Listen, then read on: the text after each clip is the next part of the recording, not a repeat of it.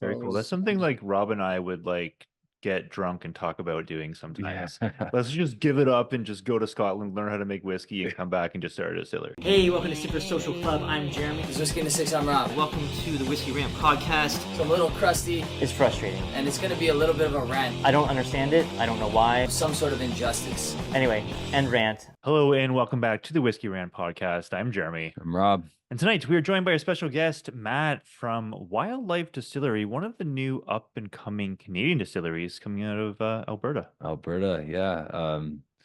Scenic. If you've scrolled through their Instagram at all, it looks like it's beautiful out there. Yeah, So, Matt, why don't you tell us about the location of where you guys are? Yeah, thanks for joining us tonight. And thanks for joining us. Yeah. Yeah, thanks for having me, you guys. So we're based out of Canmore, so an hour east of Calgary, kind of in the beginning of the Rocky Mountains as you enter into the province and into the mountains here. We're distilling a little bit at elevation, so the town's at about 4,300 feet, and we're kind of fortunate to be in the middle of access to great mountain water as well as close to the prairies for raw materials. Being in Alberta, we're definitely grain focused. It's kind of we're lucky to have access to wheat and rye and barley that are all grown close to home. We're 7 years into this venture. It's myself and Keith Robinson's my business partner, and the two of us started this thing back in 2017, and I've been working hard to lay whiskey. And we did the vodka, gin, and canned cocktails, bitters, syrups for a long time, as we're kind of setting up the program. And now it's been exciting since last November. We finally started releasing some of our whiskey that we've just kind of patiently been sitting on and babysitting and making sure it's tasting awesome. And now we're stoked to have 3 whiskeys to market and lots more exciting and fun, more experimental things coming down the line.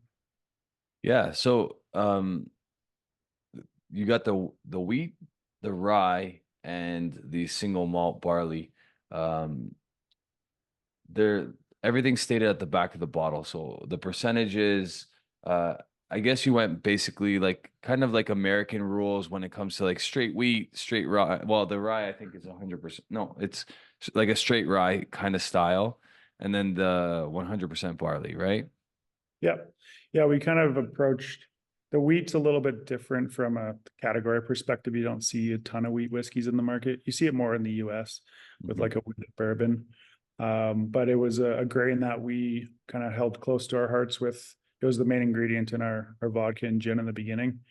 And it was also something that we wanted to kind of start with. It's a little bit softer, a little bit more approachable, and just prove to ourselves that we can make great whiskey, and kind of give us permission to start releasing some of the other expressions. So they came out in that order that you have there.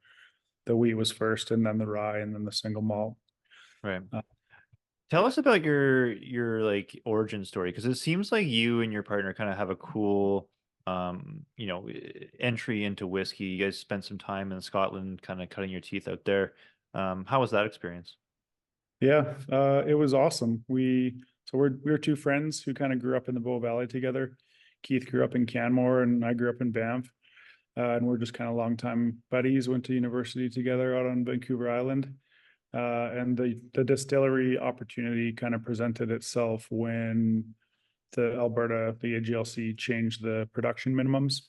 So before 2014, there was no craft. There was basically large ethanol factories or you couldn't get a license. And then they changed the rules in 2014 to allow small scale producers. And at that time, we shook hands and essentially jumped in 2 feet. Like we quit our jobs and found a space and started traveling. It had kind of been on the radar for a few years, but it wasn't something that we thought could happen at the time, just due to the laws being the way that they were. Uh-huh. And then we traveled to Scotland, did a whiskey making course over there. That was really, we kind of just thought, let's go to the places that great whiskey's being made and learn from them and see what we could bring back to our operation. So we spent a while over there, and then we're fortunate to meet, we actually got to meet Jim McEwen from Berklady, which is Nice. pretty amazing. He, he took us on a distillery tour at the Berklady distillery, and just shared a bunch of nuggets of information and gave us, some confidence to jump in and start doing it ourselves. So Very it cool. That's was, something like Rob and I would like get drunk and talk about doing sometimes. Yeah. Let's just give it up and just go to Scotland, learn how to make whiskey, and come back and just start a distillery. And do it ourselves. Right? Yeah.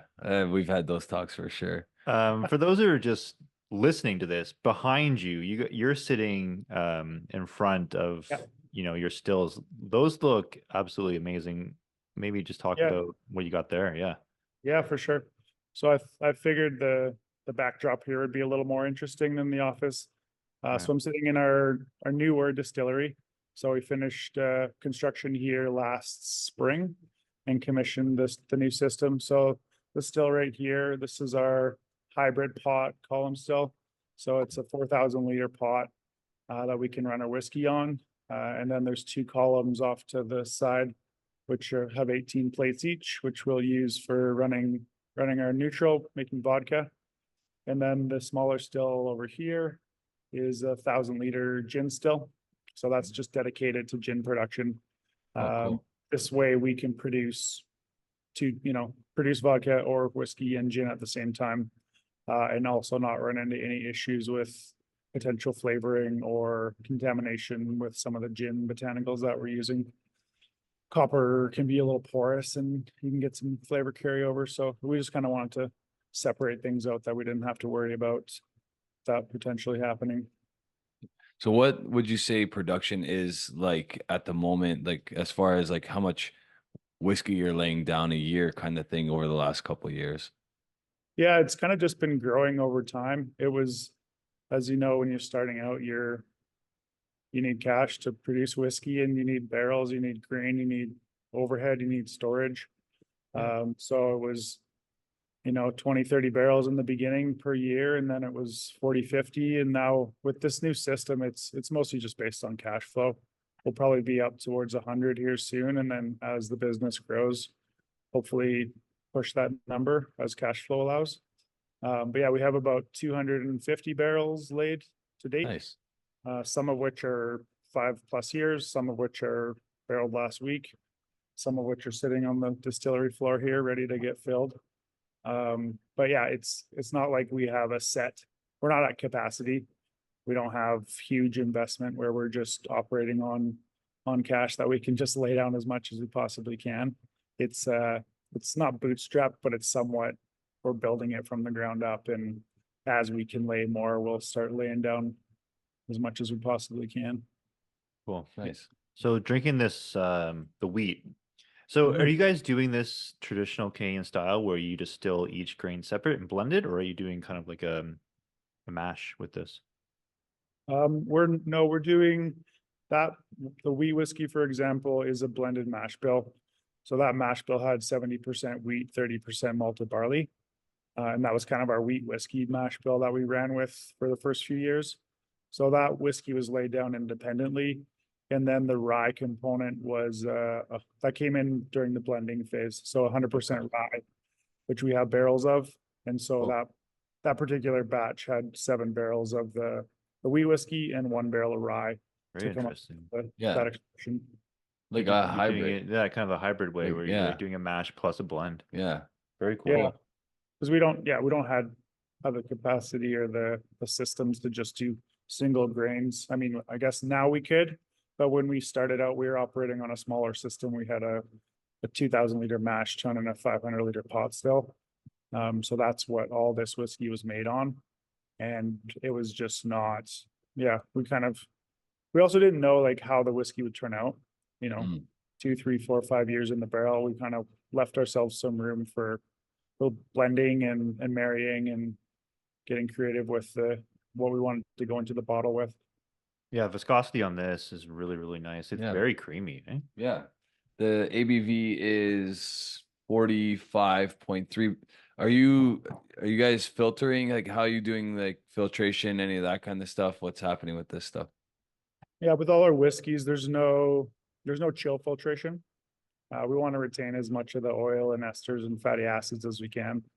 There's nothing added, no artificial coloring or anything. And for filtration, it's essentially just particle filtration. We didn't really want to go, you can filters are pretty powerful. You can pull a lot out of a product, which you probably want to keep in there for whiskey, and I guess. So yeah, we don't do any heavy filtration on any of our whiskeys. Nice. Yeah, this one's really nice. It does have that like sweetness, Nice bubblegum kind of note. right? And then you Yeah. just get that little spice of rye on the end. Very nice. Yeah, I like this a lot. 3.5-year-old, 45.3. How do you come up with the ABV? Is just kind of just get it to where you think it's good, and whatever that is, you bottle it at, or? Yeah, we kind of line it up by 1% increments. Okay. So first we'll figure out roughly where we want it to be, and then we'll break it down by the percent. And then within that percent, we'll just decide if we like it a touch higher or a touch lower. It's all just sensory though. It's kind of on our palates and what we're looking for. This one was done to be high enough to appeal to a whiskey drinker to enjoy. It's got a decent amount of heat, and but it's still soft and sweet enough for someone that's like, I never drink whiskey. What is this? Yeah. They can get in there and not be like, digging into a big scotch or something that's just gonna blow their nostrils off. Right. True. Yeah. Yeah. Yeah. Very cool. So, is the reason for the barley added to each of the like your rye and your wheats when you're distilling, is that like more so you don't have to add like an enzyme, or is that just? No, the rye, for example, was 100% rye in some like the barrels we have, and the barley in that expression was for viscosity and mouthfeel. We just found like without it, the rye on its own as 100% rye was a little bit more gritty. Okay. And the single malt just kind of rounded it and softened it a little bit, just to dial that back to a place that we were stoked on it. Cool. Yeah. Do you guys come from like a cocktail background at all? Kind of. Yeah. My dad owned a restaurant. I grew up in hospitality. Yeah. So Nice. dad owned a restaurant in Banff for 44 years, Ticino, Swiss Italian restaurant. And I helped him manage that for probably 10 years prior to this. So it was kind of wine focused, but we definitely had cocktail program. And now with the tasting room, that's sort of been an evolution of what we do in Canmore in terms of cocktails and mixology. And we have a creative, fun menu that flips twice a year. And people come in every day and line up spirits, and you get a lot of feedback on what people like and don't like. And Keith and I are always tasting and trying, and now with the whiskeys coming of age, it's pulling samples, lining them up. We do a lot of sensory work kind of off the side of the desk where we're doing lots of other things, but there's always a sample kicking around that we're tasting and trying and keeping our palates sharp. And when you guys were in Scotland, blending whiskeys, was that like a focus during that time for you guys? No, not quite. I'd say at that point we were super green. We were just figuring out, how do you convert starch? How do you ferment wort? How do you distill? How do you make a cut? What's a steam boiler? The super basics, where I think if we went back now, that'd definitely be something we'd try and get into. But it's not like it's kind of a hard thing to come by. Like to have a library of samples to blend and try and create different blends with. A lot of places, I don't even know if like you could find that opportunity. Right. Potentially you could, but we just did that based on our palates. We had an idea of style with each of these products when we were laying barrels down, but then the final expressions which hit the bottle, that was all just done by mostly Keith and I and our distiller, Mark, figuring out, where the whiskey, and then there's like, we do some things with barrel aging and like proofing back in the barrel with some water. So we'll add water 6 months prior to dumping that barrel. Interesting. Just to kind of let that water and oak and spirit mingle for a little bit longer than if you quickly disgorge or dump the cask, add the water fast, and then hit the bottle, the whiskey kind of gets shocked. And there's some reactions that can happen that you don't necessarily want. So barrel aging water and spirit is I think it helps to like soften our whiskeys because they all kind of have a similar house character to them. Yeah, I'm noticing that there's like this effervescence that's common in both the wheat and the rye. I've done these three head to head already a few times. I enjoy all three of them. But you know, now that a little bit more focused without kids running around and yelling in my ear. So Yeah. The viscosity on these is like you think you'd be drinking something barrel proof cask strength yeah. with how much viscosity you're getting. I think love that has a lot to do with the pot still, because Yeah. we ran a lot of this on the pot, and one thing Jim McEwen said is like, go slow, Mhm. everything you do, go slow. So whenever we're distilling, the temptation for efficiency is quicker we get this off, the quicker we can get out of here and go home. Yeah. Anything else? But so yeah, we're definitely a slow distillation distillery. And I think when you do that, you do retain a lot more oil. You do retain a lot more mouthfeel, Mhm. and you distill quickly. You're also pushing the higher, like the tails, the heavier, less volatile compounds over, which can kind of create a little more harshness. Even though they're oily, there's like a sweet spot in there where if you're getting nice ethanol with a good mixture of tails, which I think you accomplish by going slow, then you're retaining all the great flavors and the mouthfeel at the same time, which Interesting. comes through in those. Yeah, that's something that we never really get to talk about. You know, heads, hearts, and tails, and what kind of each of those three components can add to a whiskey or ruin a whiskey with, right? Mhm. Like depending on how much of, you know, the heads and tails are in the hearts. It seems to be the general consensus that you need a little bit of all three, but obviously the main focus is the hearts, right? Um, Yep. is there like a specific way you guys like to do it, or maybe you guys don't want to share because it's like, you know, your secret style, but was there anything that Jim McEwen, for example, kind of tipped off that, you know, influenced you guys? Yeah, I mean, that's a good question. And that's why I think whiskey is interesting, because the answer to that is it depends. Yeah. It's really on style and what type of product you're trying to make. There's a lot of whiskey in the market that's super heavy and tailsy. And there's also a lot of whiskey in the market that's super clean and light and almost no tails at all. A lot of Canadian whiskeys, for example, are that way. Mhm. Yeah, the heads piece is interesting. I think a lot of the aromatics you're going to get from the heads, the more volatile, they're going to jump out of the glass a bit. But I agree. I think you do want all three. You want a good mixture in there. And we kind of lean on the neither extreme of the spectrum. A lot of big bourbons can get really tailsy, and it's personal preference. Some people love that stuff. Right. They want it like, oily and resinous and rough and all the heavy notes in whiskey, that's what they want.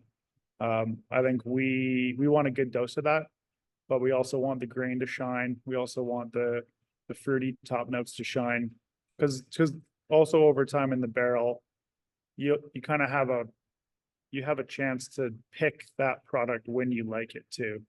Whereas the longer you leave it, a lot of the higher top floral fruity elements will kind of fade. A lot of the more rich tobacco, leather, oak, tannin, those will kind of become more prominent. Mhm. So these are they're 3.5 years. I wouldn't consider them to taste very young, but they're definitely, you can tell they're not 12, 15 years old. I would say But like, there's no youngness, I don't think, yeah, from a flavor perspective in them.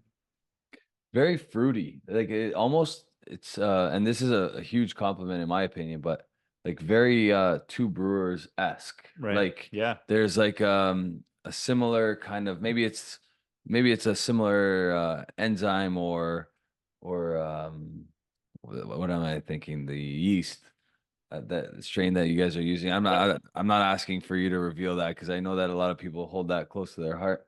Maybe it's just like Canadian single malt now with like this modern turn on it. It just seems like you get a lot of like awesome fruit notes coming out of the distillate. And well, the other commonality is that, I mean, I'm assuming you guys take pride in what water you're using, and I know that Two Brewers also does the same because they're coming from the Yukon and they're using glacier water as well. So it could be just the fact that it's such pure, clean water that the spirit actually has a chance to shine through. Yeah, I think part of it too is a lot of I mean, we get put in a room with 30-year-old Scotch whiskeys and we're pouring a 5-year single malt. It's kind of not apples to apples, even though our process, we're trying to mimic traditional methods as much as we possibly can. But I think you'd probably see a little more of those lighter, brighter notes in younger Scotch whiskeys. And the barley here, you know, the grain is world class and it's high quality Alberta grown grain, which definitely comes through in the single malt if we're talking about that. And just there's no finishing casks on these, so you can get a lot more dark fruit, raisin, fig, you know, if you're getting into the port or sherry or red wine finish type stuff. So like from a distillery perspective, these three whiskeys are going to kind of serve as our pillars, our core lineup that we'll try and keep around as consistent. Yeah. And then there'll be more experimental finishing cask, barrel strength, you know, fun, more innovative stuff as we go. So 47.5% on the 100% barley. Is it malted barley? So it's single malt? Yep. Yeah, Yep. right? Yeah, single Yep. malt. Sorry, I knew that. Yep. Malted barley. 5 years old, so older than the other two. All three of these were released together, like what, a couple months ago? They were released over the last kind of 12 months. Okay. So the wheat came out November 2022. The rye came out in March 2023.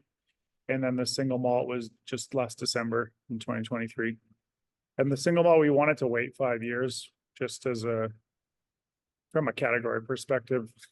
5 years is a long time for a small distillery. Yeah. But in the big world of Scotch and single malt, it's nothing. So yeah, that we just really wanted to give it an extra year and a half to keep improving and kind of rounding out. Yeah, it's really nice. I'm getting like almost like a mint chocolate on this. That's you don't normally get something like that from a Canadian single malt. Really, really nice. Yeah, we've heard apricot, like candy fruit, and then like a nutty marzipan note as well on the nose. Yeah. There's a lot of traditional stuff, you know, there's vanilla, there's honey, there's a touch of soft oak, but the more interesting ones are kind of, I think apricot's cool. I think there's almost a pear note to it, apple or pear, which comes through. Yeah, very malty on the nose. Yes. And on the palate. Yeah. All of these are you can notice a little bit that malt. Yeah. Really nice. As far as the grain, so you're using local grain. I'm assuming it comes malted and milled into like in the sacks or like the flour sacks basically. No, we mill everything on site. Oh, nice. We're bringing in whole kernel. The barley is malted when it arrives, so it's like pre-malted. We don't have a malting floor, and the wheat and the rye are unmalted or green grain. And then so we'll mill basically right when we mash, and we kind of treat that like, you know, a coffee or something. The fresher milled, like as soon as it's exposed to air, it's going to oxidize and potentially break down and lose a bit of flavor. So we mill on demand as we're mashing, and then it goes straight into the hot water and you cook from there.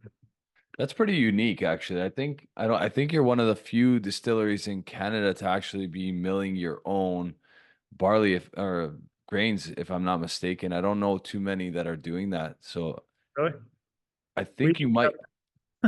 What's that? I hadn't heard that before, but maybe. I could be wrong. I could be wrong about that. Maybe I'm paying more attention to who's actually milling lately, and many that I know of are not. I don't know if I shouldn't say you're one of the only ones. I know that Macalones does.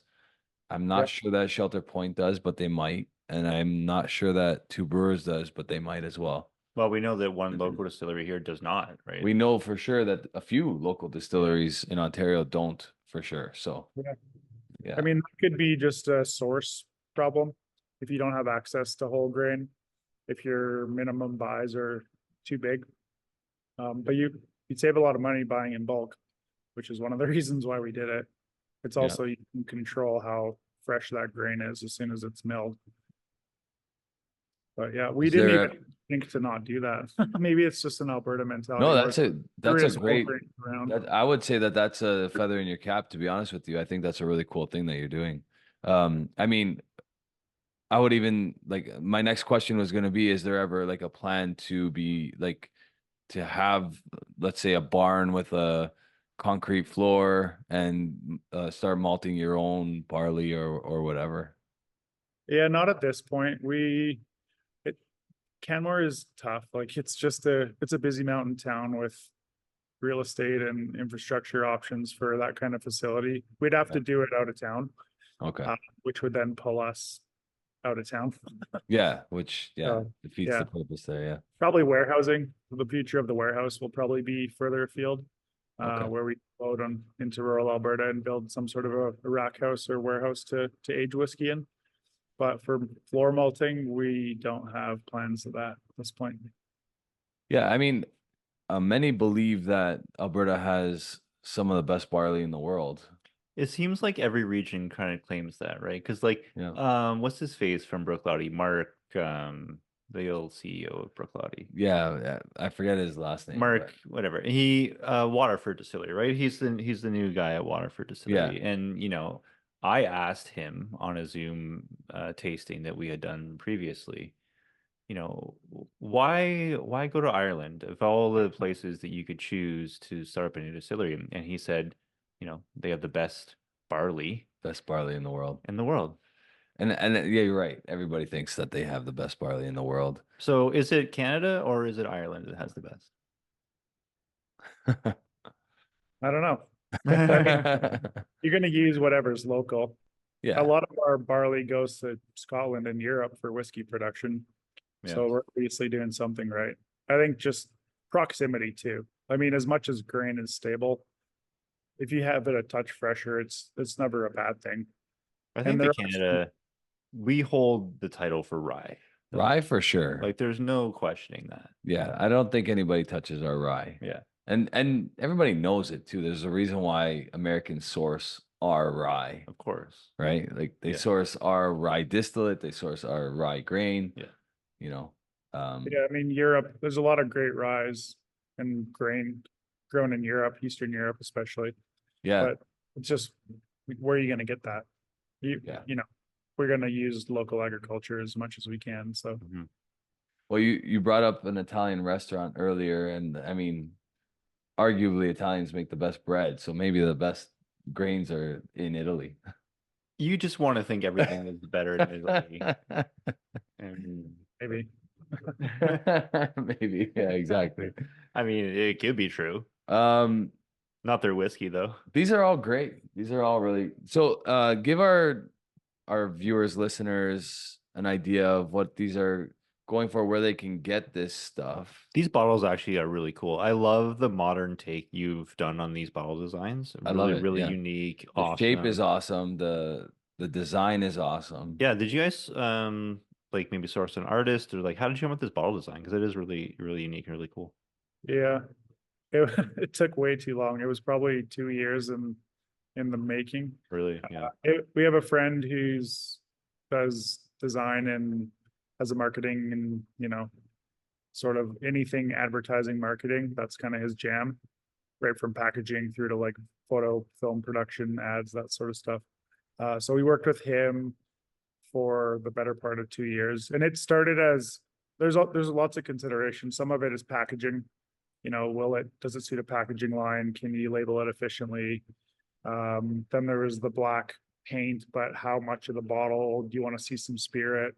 Because it could have just been fully black, and then you're not going to be able to tell what the whiskey looks like. Yeah, that's a cool idea too. At least you get to see the color of the whiskey. Yeah. And then like the half face ram on the front, that kind of started with like our canned cocktails because our old bottles had a wolf and a bison or a lynx, like had animals on them. So this was kind of a way to keep the animals front and center, but add a little more prominence on the wildlife, the name. Mhm.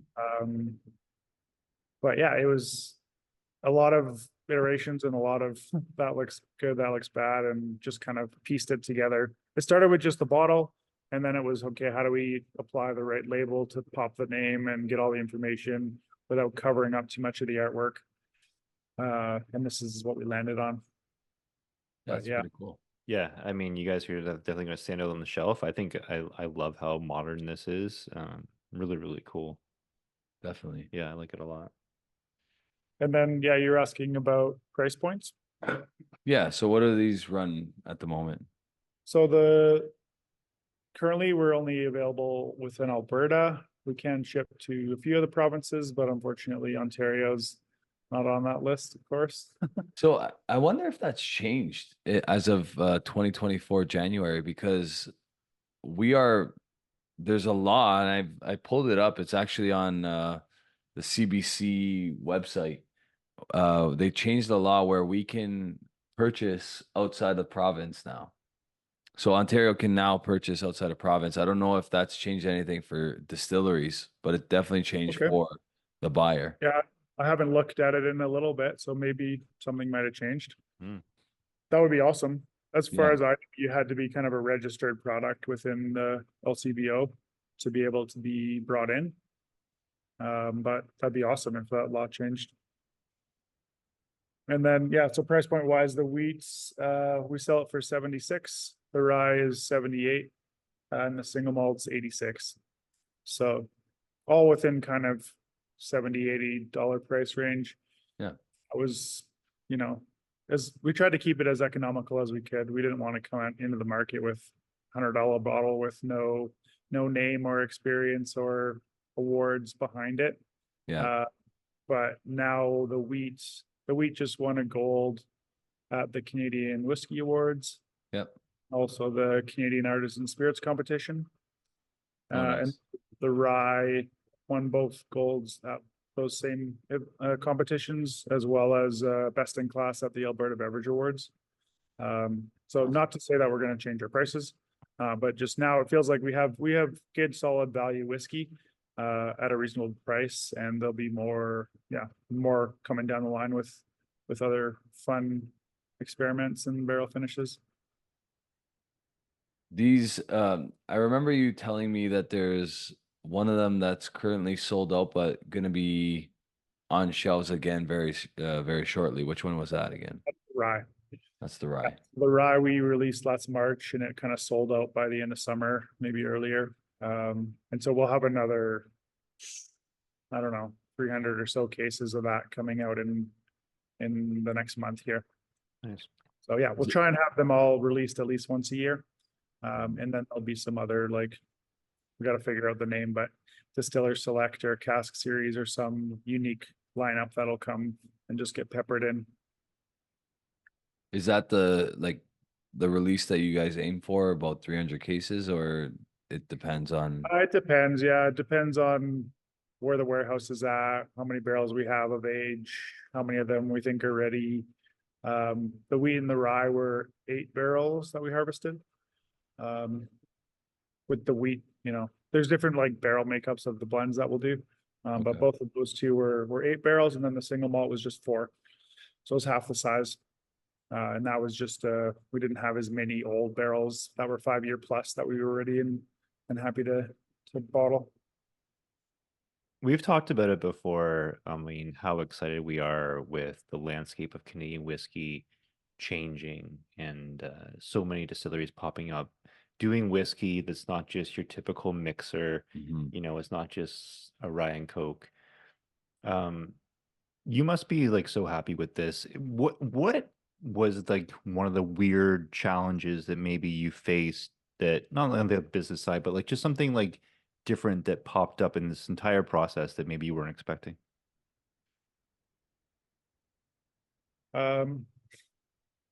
It's insane how much goes into putting out a bottle of whiskey, and it's hard to pin it down on one thing. I mean, we're not just a distillery, we're sales and marketing company. We're a tasting room, so hospitality company.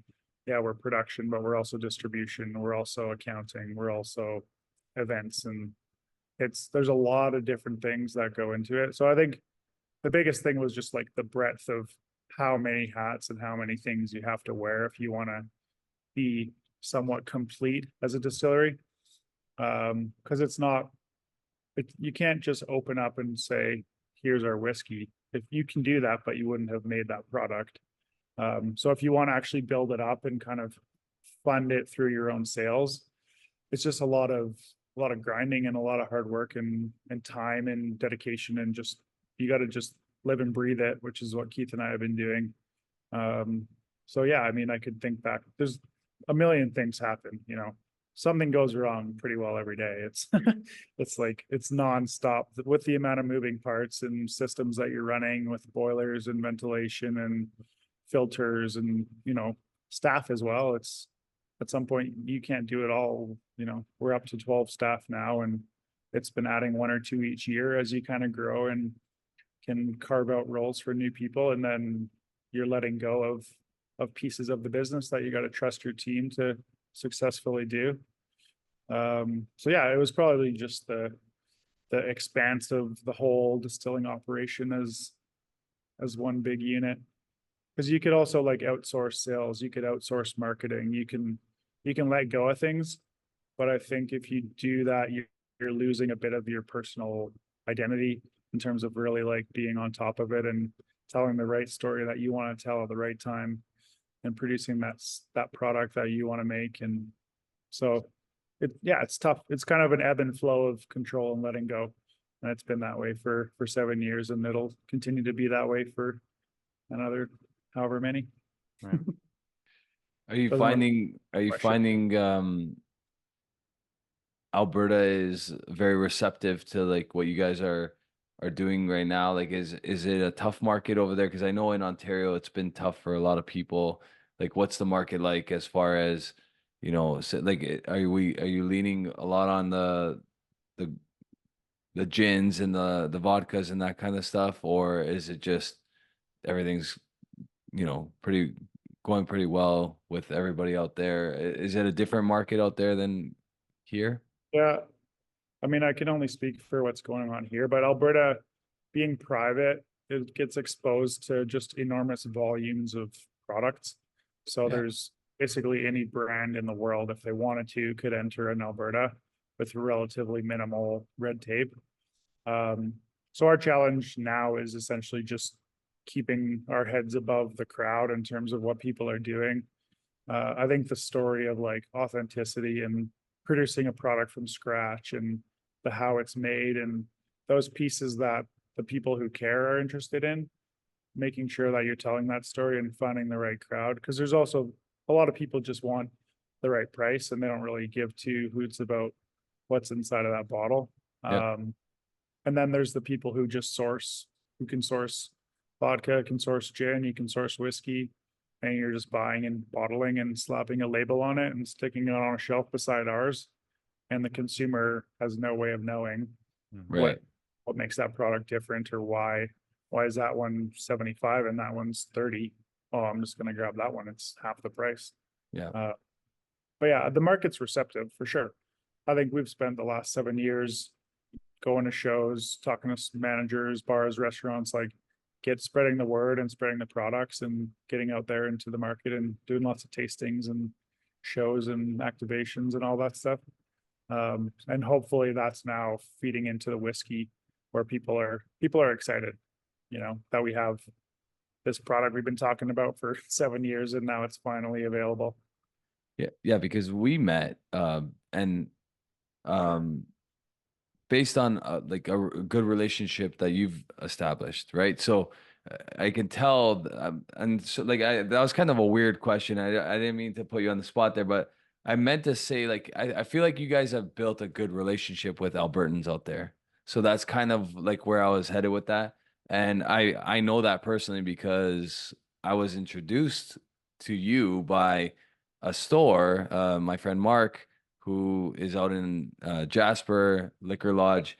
And he was, really like sold on you guys as a product. You know what I mean? And it's not just that you have great whiskey, but it's the story behind the whiskey too, right? So that's important to guys like Mark, and I think that's probably important for all of Alberta, right? The idea that this is locally grown, locally, sourced and distilled and all these different things. And I feel like Albertans take pride in that sort of thing. So that's kind of where I was going with I that. mean, and that's what we have to hope. We don't have the $1 million marketing budget to just blast you with ads that say we are award winning or whatever you want to say. Yeah.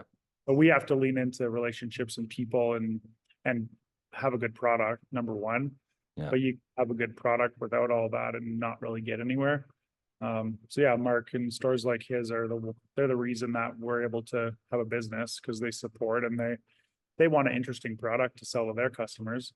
And Mhm. having knowing whether it's myself or our sales people, like that's a personal connection, which I think in any retail setting, if he can say, oh, I've met these guys, I've been to the distillery, check this out, it's really good value, it's awesome stuff.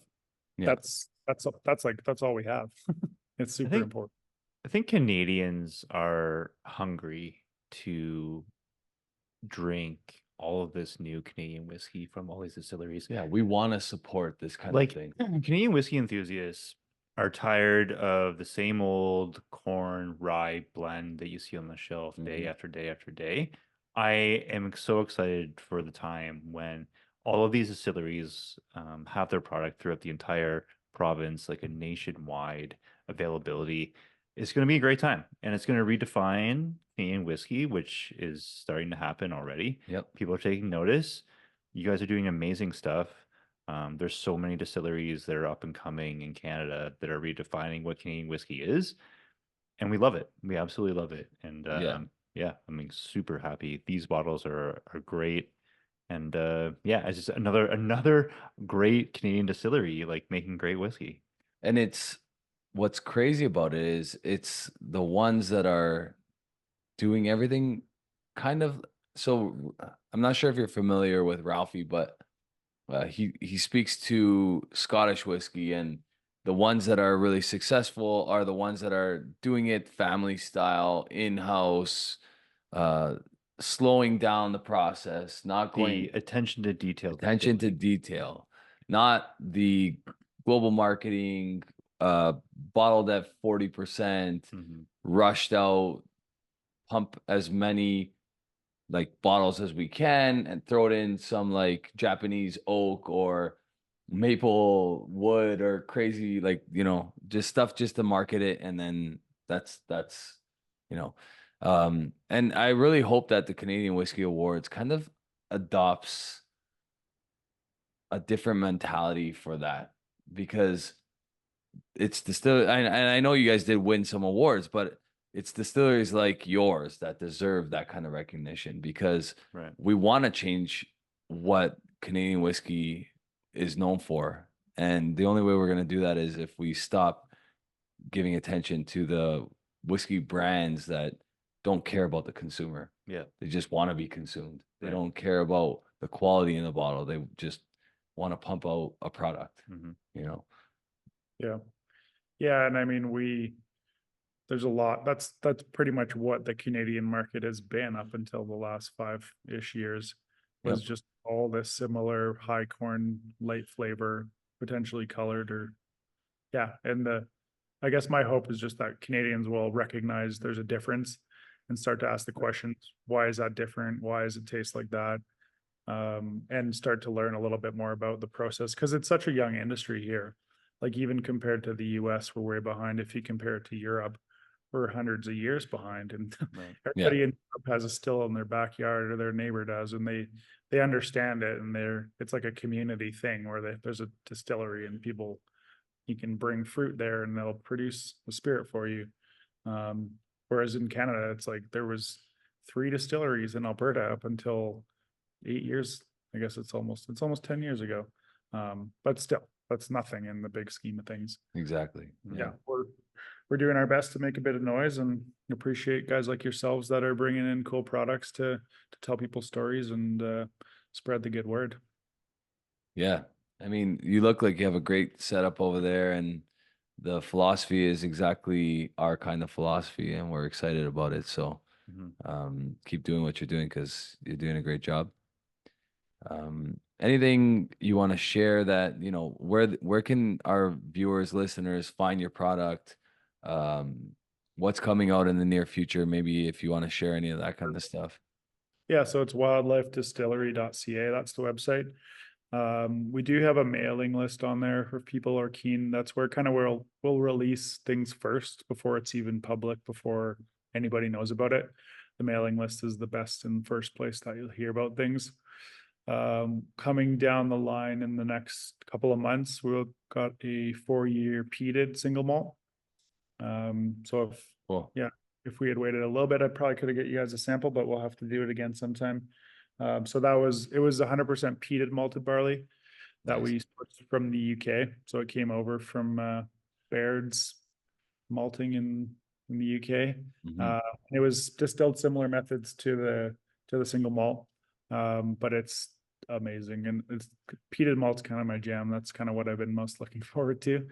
And then we have a cool a single malt that's been in a BC export barrel for the last 5 years. That'll probably be a single barrel release sometime maybe this year. Cool. And then we have, this one's cool. It was X single malt from Hill Rock. I'm not sure if you have heard of them. They're out of New York, and they're like an estate distillery where they floor malt, but they peat their malt. Oh, wow. It was barrels that held their single malt, which was peated. They then filled with maple syrup.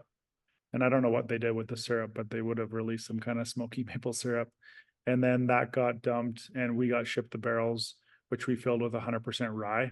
Nice. And so it's a rye and ex-peated single malt with like this sweetness from the maple, which it's amazing.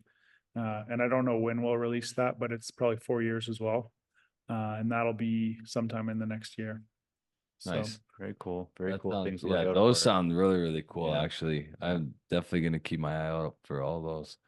we do have a website. People can go and check it out if they want to. We can ship online to a lot of places in Canada. You can always pop on there and just shoot us a note if you want to try and order. Yeah, I'm gonna see if I can find you that article, and I'll send it to you because it might help change things for the positive, right? Because I wasn't aware of that. Yeah. I think the law passed as of January 2024, and it's gonna last until January 2026. And the only reason it's only 2 years is because by that point they plan to have private liquor stores in Ontario. Okay.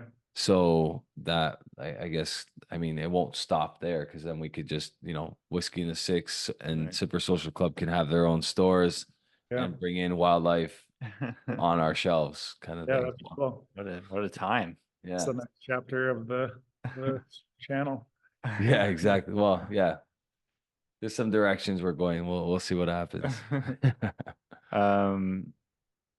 Matt, thank you so much for joining us. This has been amazing. We always love talking with Canadian good old Canadian boys doing whiskey. So thanks so much for joining us. And link in the description down below. Check out Wildlife. These whiskeys are great, and they sound like they got some amazing stuff coming up in the future. Yeah, the stuff coming up is really exciting, and this stuff is really exciting. So if you find any on a shelf or on the website, I highly recommend you guys buy them. There you go. Thanks so much for having me on, you guys. Appreciate what you're up to. All right, guys. Thanks so much for watching. Have a good one. Cheers. Cheers.